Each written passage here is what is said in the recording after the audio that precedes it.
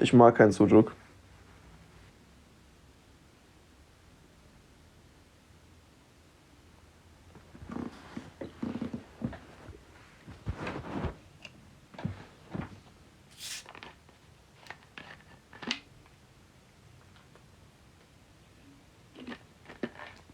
Ganz wichtige Frage, was ist dein Lieblingswasser?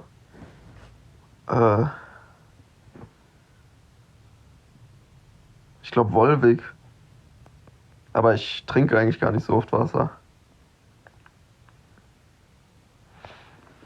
Und deins?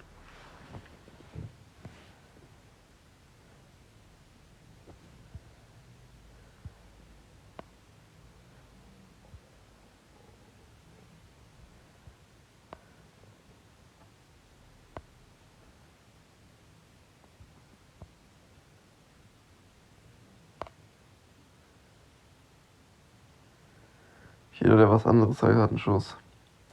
Ja, ich habe mich mit Wasser gar nicht so auseinandergesetzt. Hallo Sunshine.